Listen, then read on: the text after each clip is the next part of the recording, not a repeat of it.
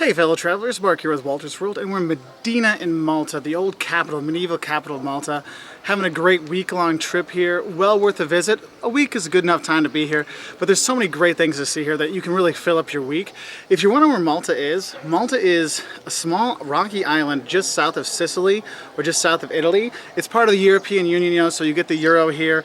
People speak English here. It's really fantastic for tourists that are ready for a European kind of beach vacation. Well, let's not say sea vacation because the beaches here aren't that great because they're not sand, but if you're ready for like a sea vacation here in Europe and you want to speak English, this is the place to go.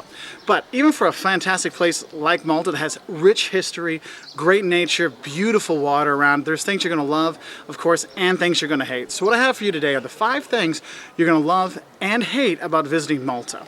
So let's get the bad news out of the way first so I can focus on the good stuff later on. Now the first thing, well actually I say the first 2 things you're not going to like about Malta actually have to do with getting here, okay? The first thing I didn't like, and I saw a lot of people had this problem, is there's not a lot of information out there about planning your trip to Malta.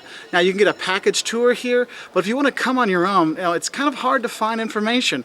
You buy the Lonely Planet Europe book, they don't even have Malta in it. Yes, they have a Malta and Gozo book, but inside their, you know, the Lonely Planet Europe book, there's no Malta section. There's nothing on Malta.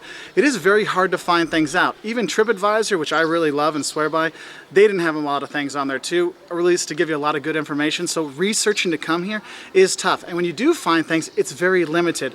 Like one of the main sites you want to see here, it's an underground temple that's thousands of years old. Well, you've got to book your visit there months in advance. You think, oh, I'll just get tickets when I'm there. Wrong. You got to book months in advance, and that can be a real pain. So kind of prepping and getting all the things ready and finding the things out before you come is something you're going to hate because there's not a lot of information out there. But what's cool is once you get here, tons of information, tons of tourist things, very good infrastructure to help you out. And since the people speak English, you have a really easy time with that. So it's kind of weird because it's so well done here, but not well done outside the country. So that's the first thing you're not going to like is the prep to get here. The second thing you're not going to like about it is actually getting here. The flights to Malta in the summer, you can get some good deals. If you come between October and let's say through March, there's not as many flights to come in and it can be a real pain. Now, one of the things is though, if you're flying from the US or you're flying from Spain and you're connecting within Europe, a lot of times there's only 1 flight per day from some of these major cities from, you know, Rome or Paris or something like that. So if you're coming in from the US and your plane is delayed and you miss that, you know, 10 o'clock in the morning flight to Malta, well, you know what? There's no flight until the next day. So wherever you're going to be flying into from the US or wherever you're flying to Malta and you have a very close connection or you're not sure if you can make it, do some research on that town before you go in case you have to spend the night there. So, oh darn, I have to spend another night in Rome. But still, it's good to know to be prepared for that, okay? So the 2 things you're not going to like, and that's before you come here, because honestly, I really enjoy Malta. So here's some of the bad things, but it's only like slight bad things. Actually, only one of the bad things is really kind of bad, annoying, and that's driving here. Because one, it's the English system here, so they're on the other side of the road, so the driver's on the right. So I've gotten in sometimes and almost sat in the lap of the taxi driver, so just be ready for that. But driving here, because it's such a densely populated country, an island, that you really do kind of get like scared with the driving because there's so few roads and they're all congested. So, you know, your ride to the airport in the early morning before rush hour is 15 minutes. You take it during rush hour, it can take you 45 minutes. So make sure you know these things beforehand, okay? So the driving here can be a bit stressful, and there's potholes and all these things, so if you want to ride your motorcycle here, which my buddy does, I mean, we did a little bit today, it can be a little little hair raising there, okay? So that's the third thing you're not gonna like, is the driving and the drivers that are here, okay? So the third thing you might not like about when you come to Malta is the weather. Now, I know we come here for the weather for the sun because it is beautiful when you're here. However, what you should know is the sun is very strong here, so make sure you bring your sunblock. But also, it can be oppressively hot in August if you're here, and that's when a lot of the tourists come. But also then there's the wind, and the wind, I mean, we're a rock in the middle of the sea, so of course there's gonna be a lot of wind coming through here, but it can be very, very strong. So if you're a little scared on the flight in, Don't worry, that's just kind of how it is here with all the wind, since we are an island on the sea, okay? So be prepared for that. Now, the next thing you might not like about Malta is you might get a little bit of a claustrophobic feel if you're in the Valetas and the Sliemas and all these kind of places, because it is the most densely populated country in Europe, and you really are. Buildings are on top of you and people are on top of you. When the tourist hordes are here, it can get a little over the top, and you might feel like, I want to get out.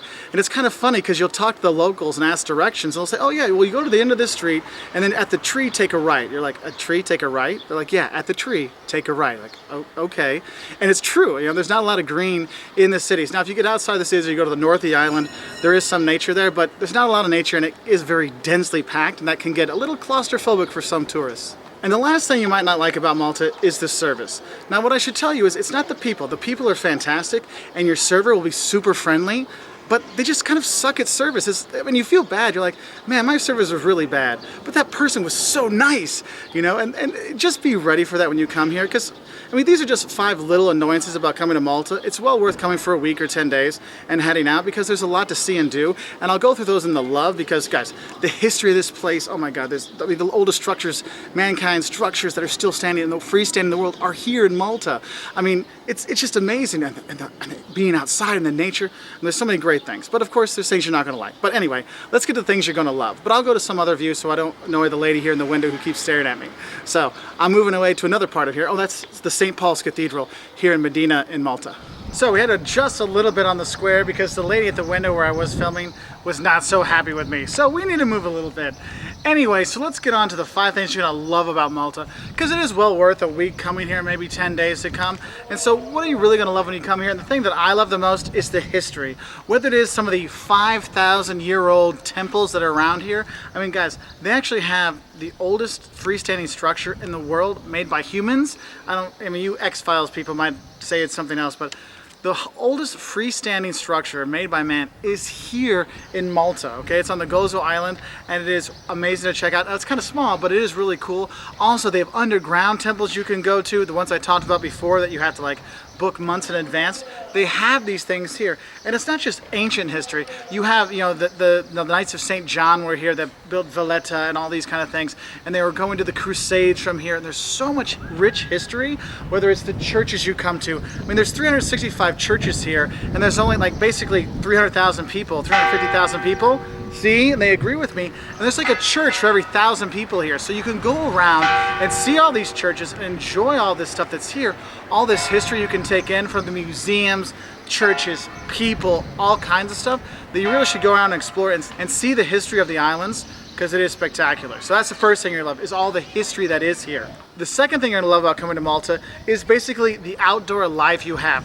Whether it's going to eat in a cafe outside or going to the beaches, well, the stone beaches, I should say. Yes, they do have a sand beach here, but going to the Blue Grotto in Camino, or going to Gozo and being outside and seeing the villages there, or just enjoying the sun and all these kind of things. It's just being outside, and the life that gives you when you're here, you're really gonna enjoy it. And that's why a lot of people retire here and they come here for the vacations in the summer, because you can actually live your life outside, and that is a really great thing about being here. And one of the things you should do is, if you are staying here, go get one of those one-use grills and go down to the beach and grill out with the locals someday, and you'll see them out there grilling out too and just enjoying everything that's there. Because there's so much, there's actually some really good food. It's not just seafood here. They have a lot of great little like pastries and stuff, but also they have rabbit here, which is unbelievable. Which is almost like a national dish that you should check out. So there's all kinds of fun stuff to do outside and enjoy. The third thing you're gonna love about Malta, which kind of goes with this outdoor living, is the weather. I mean, there's a reason why people come here so much. It's because, yes, it is sunny and it is warm most of the year around. It can get windy, like I said before, but in general, you do have really good weather when you're here. It is sunny. I mean, I'm in my shorts and t-shirts, and I'm probably gonna be in my short and t-shirts if I stay here for another 3 months. And that's what's really nice, is you can come here and get away from the cold and the freezing north of Europe and these kind of things when you do come here. And, you know, and have that whole sun thing and nice weather and spending the days outside. I mean, God forbid you do that when you're on vacation. But that's the third thing you're gonna love when you're here, is the weather. It is fantastic. Now, the fourth thing you're gonna love about coming here is exploring the islands. Now, when I say exploring the islands, that might be taking a yacht around to see things, or diving in the Blue Grotto, or diving all around here. They have fantastic water to swim in and stuff like that.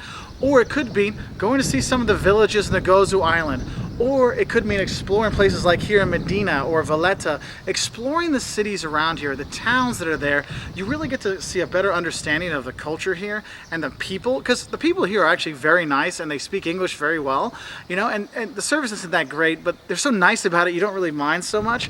But just to go around and exploring the whole island, not just sticking at your, you know, all-inclusive or at your hotel, getting out of there, getting away from it all and seeing the island and exploring it, whether that's taking your Harley around or taking a bus tour or taking a yacht. There's so many things to see when you go, whether it's the nature or the history or so much more, that you really should get out and explore on your own, because you really enjoy going around Malta and all the islands, and it is really a cool thing. And the fifth thing you're gonna love, and it's not so much, I mean, you'll love it, but you know who's really gonna love it? Haha! Your wallet, is that Malta is very cheap. And usually I say, oh, places are affordable. No, Malta is cheap. If you're coming from Northern Europe, the UK, or the US, Malta prices are insanely cheap. I mean, you're getting fantastic wine, and the wine here is wonderful, okay, at a really good price. We ate rabbit today, fantastic meals, all kinds of stuff. You're never paying more than 20 euros, okay? Most of the stuff you can get for 10 euros or less. Lunch specials for 5 euros with a drink included. I mean, that beats McDonald's, and you have the local cuisine here.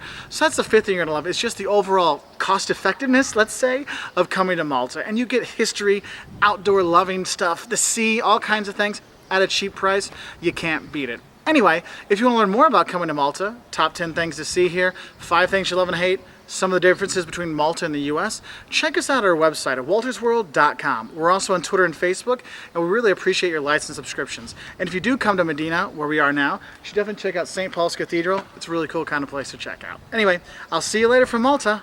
Bye.